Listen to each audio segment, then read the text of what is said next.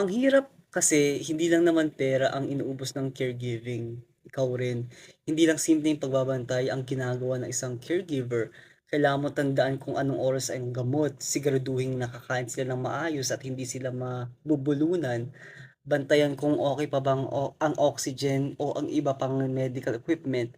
Kapag bedridden sila, kailangan mo pa silang tulungan magpalit ng posisyon para hindi sila magka-bed sores. Minsan ikaw pa ang magpapaligo, magpapakain, magpapalit ng diaper o tutulong sa kanilang maglakad kahit ilang minuto lang sa labas. At habang ginagawa mo lahat ng 'yan, iniisip mo na rin kung saan kukuha ng pambayad sa susunod na check-up o gamot. Hindi talaga magpapahinga ang utak ng isang caregiver.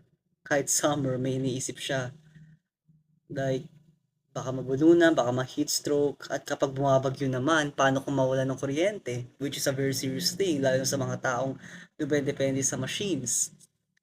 Lagi ang mga informal caregivers kailangan lagi naka-standby, lagi siyang naghihintay ng susunod na problema. At pagkatapos ng lahat ng 'yan, may trabaho pa siya, may bills pa siyang kailangan bayaran. Isa pa sa mga hindi masyadong napag-uusapan ay yung hindi puwedeng magkasakit ang mismong caregiver. Kasi kapag nagkasakit siya, sino ang mag-aalaga sa kanya at sa mga inaalagaan niya? Wala. Na-experience ko na rin 'yan. Nagkaroon ako ng lagnat, naalala ko 'to bigla.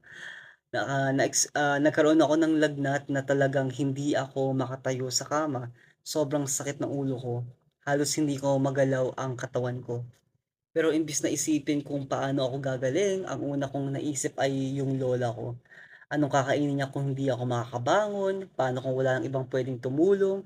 Paano kung wala rin kaming pambili ng pagkain? Pero buti na lang may pamilya pa akong puwede kong tawagan kung kailangan, kaya rin naming umorder ng pagkain. Pero naisip ko rin, paano kung kaming dalawa lang talaga?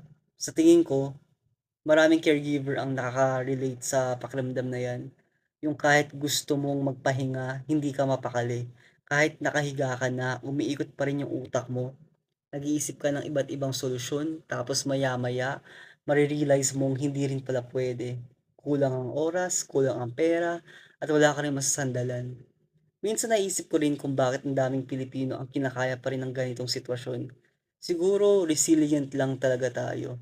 O baka nasanay na lang tayong sabihin na sa sarili natin na bahala na. Kasi kapag wala ka ng ibang choice, gigising ka na lang kinabukasan at gagawin ulit ang lahat. Isa pa sa pinakamahirap yung makita mong unti-unting nagbabago ang taong mahal mo. Ang hirap